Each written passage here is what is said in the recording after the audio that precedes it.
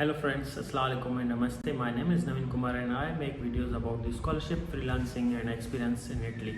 तो आज जो वीडियो है मैं इसमें डिस्कस करूँगा कि मेरा जो इटली में एक्सपीरियंस रहा वो कैसा रहा, स्पेशली इन ग्रेजुएशन। मैंने ला सपियंजा से मास्टर्स किए इन बिज़नेस। तो आज मैं बताऊँगा आपको कि मेरा इटालियन स्टडी में एक्सपीरियंस कैसे रहा और ये पाकिस्तान से कैसे डिफरेंट था और ओवरऑल जो है मुझे क्या मिला और क्या जो है प्रोज एंड कॉन्स थे। तो आइए शुरू करते हैं।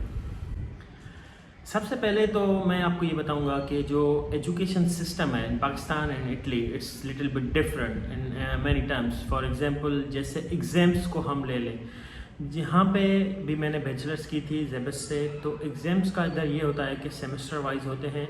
वहाँ भी सेमेस्टर वाइज था, लेकिन हर सेमेस्टर में इधर तकरीबन जो है 3 महीने 4 महीने होते थे। उसके बाद फिर मिड होता था, बीच में फिर आखिर में जो फाइनल था। और वन टाइम हमें चांस होता था कि हम एग्ज़ाम दे दें, अगर हमने पास कर लिया तो हम जो है नेक्स्ट सब्जेक्ट पे मूव कर सकते थे। लेकिन इटली में ऐसा बिल्कुल भी नहीं है। इटली में मिड होता है, लेकिन मिड कोई टीचर पर डिपेंड करता है वो लेता है या नहीं लेता। ज़्यादातर वहाँ पे प्रोजेक्ट्स होते थे और असाइनमेंट्स होते थे, उनकी कुछ मार्क्स होती थी और फाइनल में एक एग्ज़ाम होता था जिस पे टोटल आपकी मार्क्स रिलाई करती थी। उसके बाद अब किसी टीचर की मर्ज़ी हो तो वो आपसे ओरल और वाइवास भी ले लेता था और उसके बाद आपका फाइनल ग्रेड आ जाता था। फॉर एग्ज़ाम्पल आप चाहते हैं कि हम एग्ज़ाम्पल लेते हैं कि जैसे जनवरी या फेब में आपका एग्ज़ाम है, आप दे नहीं पा रहे, आपकी प्रिपरेशन नहीं है, आप कहीं छुट्टियों पे जाना चाहते हैं या कोई इमरजेंसी आ सकती है, तो पाकिस्तान में ये होता था कि आप जो है वो एग्ज़ाम ना दें और नेक्स्ट एग्ज़ाम की आपको फ़ीस दे के एक्स्ट्रा फीस लगेगी, या तो वो भी इमरजेंसी केसेस में आप कर सकते थे, या तो फिर आप नेक्स्ट सेमेस्टर का वेट करें, क्योंकि अमूमन जो एग्ज़ाम्स होते थे वो 2 या 3 बार होते हैं ओवरऑल ईयर में। फर्स्ट सेमेस्टर होता है, फिर जो है समर होती है, फिर उसके बाद जो है विंटर का होता है। तो उसके बीच में अगर समर में तो इतने नहीं होते थे, लेकिन अगर हो जाता है तो आप उसमें एग्ज़ाम दे सकते हैं टीचर से अप्रूवल लेके, या तो फिर आपको नेक्स्ट सेमेस्टर का वेट करना पड़ता है। लेकिन इटली में ऐसा बिल्कुल भी नहीं था। ये एक पॉजिटिव पॉइंट है। उसमें ये था कि फॉर एग्जांपल आप एग्ज़ाम नहीं दे पा रहे हैं ड्यू टू एनी इमरजेंसी, तो वो एग्ज़ाम साल में 3 से 4 बार होगा। तो ऐसा नहीं है कि वो आपका कोई डी काउंट होगा या एफ काउंट होगा। आप एग्ज़ाम में ना बैठें, आप उसको बुक ही ना करें और डायरेक्ट आप देखें कि ये एग्ज़ाम जैन में भी हो रहा है, फेब में भी हो रहा है, मार्च में भी हो रहा है, जून में भी हो रहा है। तो आप उसमें से कोई भी मंथ जो आपको अच्छा लगे आप उसमें उसको रजिस्टर्ड करके एग्ज़ाम दे दें। और आपके मार्क्स अगर अच्छे नहीं आए तो आपके पास ये भी चांस है कि वो आप मार्क्स एक्सेप्ट ना करें। आप समझते हैं कि आप इसको इम्प्रूव करके और अच्छा कर सकते हैं, तो आपने वो जो मार्क्स ली हैं वो एक्सेप्ट ना करें और उसको फिर से दोबारा without any fees, without any approval of teacher और something, you can do it again and improve your grade. So that's very good opportunity for students to learn more and get good grades. उसके बाद second point ये है कि आपको attendance का कोई issue नहीं होता। यहाँ पे जब मैंने स्टडी की थी बैचलर्स, यहाँ पे आपको मैक्सिमम 3 जो है क्लासेस अलाउ थी, वो आप मिस कर सकते हैं। वो भी टीचर से अप्रूवल लेंगे तो अच्छी बात है, नहीं लेंगे तो आपको एब्सेंट लगाया जाता था। और 3 से अगर आपने ज़्यादा क्लासेस मिस कर ली एक किसी भी सब्जेक्ट की, तो आपको डायरेक्ट एफ लगता था, आप उसके एग्ज़ाम में बैठ नहीं पाते थे। लेकिन वहाँ पे ऐसा कुछ भी सीन नहीं है, खास करके जो इटालियन गवर्नमेंट यूनिवर्सिटीज़ हैं, मैं उनकी बात कर रहा हूँ। उसमें ये होता है कि आप अटेंडेंस का कोई ऐसा इतना सीन नहीं होता। अगर होता भी है तो उस पर कुछ पॉइंट्स होते हैं 5 या 6।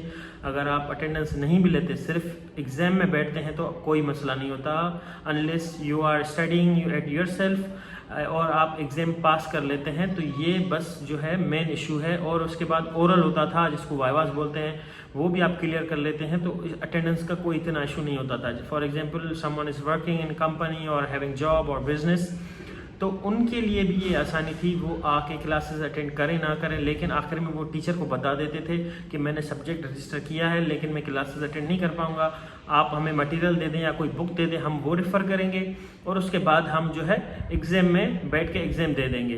तो ये काफ़ी टीचर्स जो है कोऑपरेटिव होते थे और वो अलाउ कर देते थे आपको कि इस डेट पे आपका एग्ज़ाम है, आप रजिस्टर करके इस एग्ज़ाम में बैठें और इसको अगर आप क्लियर कर सकते हैं तो दैट्स वेल एंड गुड। काफ़ी सारे ऐसे स्टूडेंट्स थे जो जॉब करते थे और या फिर उनका अपना बिजनेस हुआ करता था, सिर्फ और सिर्फ वो एग्ज़ाम में आके अपना एग्ज़ाम लिखते थे और वो जो भी ग्रेड था उनको एक्सेप्ट या reject depend on their willingness. तो ये भी एक अच्छी अपॉर्चुनिटी थी बिज़नेस या जॉब के साथ साथ स्टडी करने का, जो स्टूडेंट सेल्फ स्टडी करना चाहते थे तो उनके लिए भी ये एक अच्छा जो है चांस था मास्टर्स करने का या स्टडी करने का, जो भी वो डिग्री कर। सबसे ज़्यादा इशू होता है इधर जो है फ़ीस का, सेमेस्टर फ़ीस का जो निज़ाम था उधर वो तकरीबन ईयरली फ़ीस होती है, ना कि सेमेस्टर वाइज।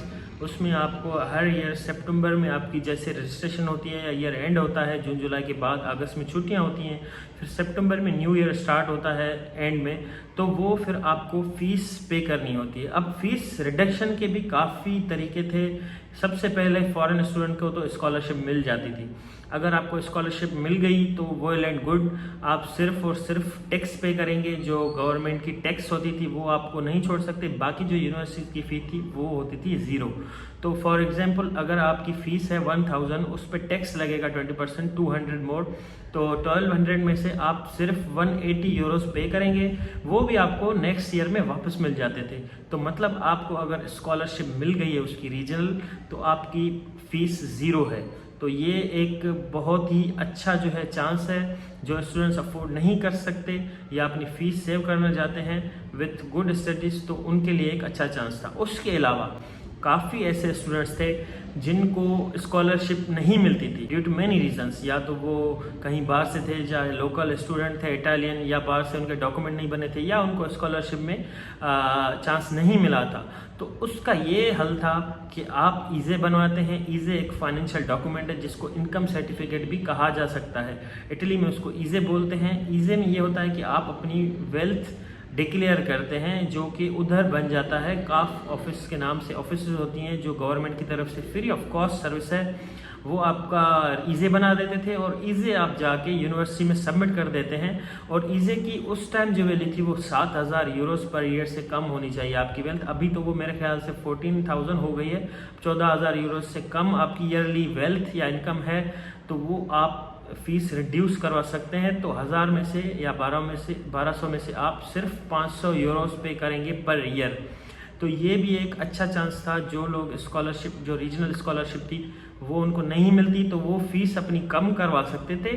और 500 यूरोस भी आपको एकदम नहीं देने होते, उनकी भी 3 या 4 इंस्टॉलमेंट्स हो जाती हैं। 150 यूरोस कर करके आप पूरे साल में उसको पे कर सकते हैं। तो ये इससे आपका काफ़ी बर्डन कम हो सकता है और ये सबके लिए अवेलेबल था। जिसकी भी इनकम कम है वो ये चांस ले सकता है। उसके अलावा भी आपको अगर रीजनल स्कॉलरशिप नहीं मिली तो आप मेरिट स्कॉलरशिप पे अप्लाई कर सकते हैं, एरास्मस पे अप्लाई कर सकते हैं, और काफ़ी ऐसी चीज़ें हैं जिस पे आप फीस रिड्यूस करवा सकते हैं और फ़ायदा उठा सकते हैं गवर्नमेंट यूनिवर्सिटीज़ का। उसके अलावा ये मैंने देखा, जो मेरा एक्सपीरियंस रहा, कि इटालियन यूनिवर्सिटीज़ या ओवरऑल यूनिवर्सिटीज़ हम कह सकते हैं इन यूरोप, उनका एक्सचेंज पे बहुत ज़्यादा जो है कोलेब्रेशन है with 100 of universities in Europe, US and Canada as well, also in Australia. तो उनका ये फोकस है कि उनके स्टूडेंट्स को लाजमी एक सेमेस्टर कम से कम बाहर किसी यूनिवर्सिटी में भेजना है। वो इनकरेज करते हैं आपको पे करते हैं, आपकी हेल्प करते हैं। आप उन यूनिवर्सिटीज़ में से अप्लाई करें जिसको एरास्मस एक्सचेंज बोलते थे। एरास्मस में आप अप्लाई करेंगे तो आपका एक सेमेस्टर कम से कम, मैक्सिमम 2 सेमेस्टर भी हो सकते हैं, 1 साल के लिए पूरा, या 5 या 6 महीने के लिए एक सेमेस्टर आप किसी और यूनिवर्सिटी में चले जाएं, वो मुल्क से बाहर हो। फॉर एग्जांपल मेरी ला सपिएंजा यूनिवर्सिटी रोम इटली में थी, तो मेरा जो एक्सचेंज सेमेस्टर था वो डेनमार्क में था, हॉर्सेंस विया कॉलेज यूनिवर्सिटी, जो डेनिश यूनिवर्सिटी थी, तो उसमें मेरा एक्सचेंज लगा। जब आप अप्लाई करते हैं तो आपकी मिनिमम जो है 25 स्कोर होना चाहिए आउट ऑफ 30। अभी जो क्राइटेरिया है in my department, different department की डिफरेंट क्राइटेरिया होती है, तकरीबन सबका हो जाता है अगर आपका स्कोर अच्छा है तो वो आप अप्लाई करेंगे। और आपसे वो 3 से 5 ऑप्शंस पूछेंगे, universities in Europe and also in UK. कि आप कौन सी यूनिवर्सिटीज़ में जाना चाहते हैं। तो आपने जब अप्लाई करते हैं उसी टाइम बता देना है कि ये मेरी यूनिवर्सिटीज़ प्रेफरेंस में है। फॉर एग्जांपल नंबर 1 ये है, नंबर 2 ये है, नंबर 3। तो आपका जो है रिजल्ट देखा जाएगा, आपका ग्रेड देखा जाएगा, आपकी रैंकिंग देखी जाएगी। उसकी बेसिस पे जिस यूनिवर्सिटी से आपकी क्राइटेरिया मैच हो रही होगी, आपको उसमें सिलेक्शन आपकी हो जाएगी और आपको फॉर्मेलिटीज़ पूरी करके उधर जो है भेजा जाएगा। तो उन यूनिवर्सिटीज़ का आपस में कोलेब्रेशन होता है। आप जो सब्जेक्ट्स इधर पढ़ते हैं वही सब्जेक्ट्स या उसी से रिलेटेड आप जो है एक्सचेंज पे पढ़ के आते हैं और वो इधर आके एग्जाम्ड हो जाते हैं। फॉर एग्जांपल मेरा एक सब्जेक्ट था फाइनेंस का, जॉइंट वेंचर्स और मार्केटिंग फॉर एग्जांपल, ठीक है। तो मैंने जो 4 या 5 जो भी सब्जेक्ट्स थे मैंने जाके विया यूनिवर्सिटी इन डेनमार्क किए थे और उधर मैंने रिलेवेंट ही किए थे, क्योंकि काफ़ी यूनिवर्सिटीज़ का जो है मटेरियल थोड़ा बहुत डिफरेंट हो जाता है, उनकी जो है आउटलाइन डिफरेंट 100% तो सेम नहीं होती, लेकिन सब्जेक्ट्स सेम कैटेगरी और सेम फील्ड में आते हैं। तो जो मैंने उधर पढ़ा, उधर ग्रेड्स लिए, वो इधर के सब्जेक्ट से एग्जाम्ड हो गए। तो और उससे मुझे एक अच्छा और नया एक्सपीरियंस मिला, नए लोग मिले और नए मुल्क में जाने का मौका मिला। उसके अलावा मुझे गवर्नमेंट ने एक्स्ट्रा पे भी किया। एक तो मेरी स्कॉलरशिप थी जो मुझे रीजनल स्कॉलरशिप मिली हुई थी, उसके अलावा जो एक्सचेंज सेमेस्टर पे जाता है स्टूडेंट, उसको एक्स्ट्रा गवर्नमेंट 600 से 800 यूरोस पर मंथ पे करती है। तो इसमें आपको जो है आप कहीं किसी और मुल्क जाते हैं तो उसके एक्सपेंसेस भी आपको मिल जाते हैं। तो ये एक और ज़बरदस्त तरीका है आपको जो है नेटवर्किंग करने का, अपनी सोशलाइजिंग और एक्सपीरियंस करने का किसी और मुल्क की यूनिवर्सिटीज़ में एक सेमेस्टर के लिए। तो ये एक बहुत ज़बरदस्त एक्सपीरियंस था। इससे आप लर्न करते हैं डिफरेंट यूनिवर्सिटीज़। इरास्मस में एक और भी अपॉर्चुनिटी आती है। अगर आप इनरोल हैं किसी भी यूरोपियन यूनिवर्सिटी में, इटली हो, जर्मनी हो, पोलैंड हो, किसी भी यूनिवर्सिटी में, आपको एक चांस मिलता है इंटर्नशिप करने का, वो भी पेड इंटर्नशिप। अगर आप इनरोल्ड हैं तो वेल एंड गुड। अगर आप ग्रेजुएट हो गए हैं, आप अभी भी 1 साल नहीं हुआ, तो फिर भी आप अप्लाई कर सकते हैं। उसमें ये होता है कि आप एक इंटर्नशिप पे जाते हैं। डिफरेंट कंपनीज होती हैं जो आपको इंटर्नशिप प्रोवाइड करती हैं 6 मंथ 1 ईयर मैक्सिमम। तो उसमें आपको जो है यूरोपियन यूनियन पे करता है आपकी इंटर्नशिप के लिए per month 300, 500, 400 depending on the country and company, उनके टर्म्स एंड कंडीशन के हिसाब से। तो ये भी एक अच्छी अपॉर्चुनिटी है। आप एक नए कंट्री में जाके नई कंपनी में आप अपनी जॉब करते हैं, एक इंटर्नशिप करते हैं जो आपकी स्टडी से रिलेवेंट होती है, आपको एक्सपीरियंस भी मिलता है और ये एक बहुत ही अच्छा जो है चांस है बाहर जाने का। वो भी अगर आपको कंपनी पे कर रही है तो वेल एंड गुड, अगर नहीं कर रही तो आपको इरास्मस की तरफ से पेमेंट आती है, तो आपका कोई खर्चा नहीं होता, ऊपर से आपको स्टाइपेंड मिलता है। तो ये भी एक जो है अच्छा एक्सपीरियंस था। और इस पे काफ़ी स्टूडेंट्स जाते हैं डिफरेंट कंट्रीज़, इटली से जर्मनी जाते हैं, बेल्जियम जाते हैं या नीदरलैंड्स चले जाते हैं। तो इसमें आप किसी भी कंट्री में यूरोप में जो है इंटर्नशिप करते हैं, वो भी उसके अलावा अगर यूनिवर्सिटी का अगर अंदाज़ा लगाएं तो काफ़ी सारी चीज़ें ऑनलाइन ही हैं। आपका लेटर ग्रेड, आपका जो है कोई भी डॉक्यूमेंट चाहिए, इंग्लिश प्रोफिशिएंसी लेटर और कोई भी लेटर, काफ़ी जो यूनिवर्सिटी से हम इधर जाके एप्लीकेशन सबमिट करते हैं, उसकी फ़ीस देते हैं, फिर निकलते हैं। लेकिन उधर free of cost and online उनके प्लेटफॉर्म से ये चीज़ें सारी 1 क्लिक के मिल जाती थी। तो ये काफ़ी अच्छा था और एज ए फ्री प्रोसेस था। अगर आपको कोई भी डॉक्यूमेंट चाहिए यूनिवर्सिटी से, एनरोलमेंट लेटर, अगर आप सोजोर्नो की किट जमा करवा रहे हैं या फिर आपको लेटर ग्रेड चाहिए कहीं कंपनी में शो करवाने के लिए या कहीं एडमिशन लेने के लिए, तो वो 1 क्लिक पे आपको इंग्लिश में भी मिलता है और इटालियन में भी मिलता है। तो आप किसी भी दोनों लैंग्वेज में से चूज़ कर सकते हैं। तो ये एक अच्छा प्रोसेस था। फीस की पेमेंट भी ऑनलाइन हो जाती थी, रिसिप्ट भी मिल जाती थी और टीचर्स भी काफ़ी कोऑपरेटिव थे। और उसके अलावा मैं यही सजेस्ट करूंगा कि आप अपनी फील्ड जो है आपकी बैचलर्स की है उसी में एडमिशन लें और कोशिश करके इंग्लिश में ही एडमिशन लें। काफ़ी लोग गलती से इटालियन में जो है इटालियन डिग्री में एडमिशन ले लेते हैं, बाद में उनको मुश्किलात आती हैं पढ़ने में, क्योंकि इटालियन लैंग्वेज डिफरेंट है और हमने पहले ही इंग्लिश में पढ़ा होता है, तो हमारे लिए इंग्लिश जो है काफ़ी ईजी रहती है।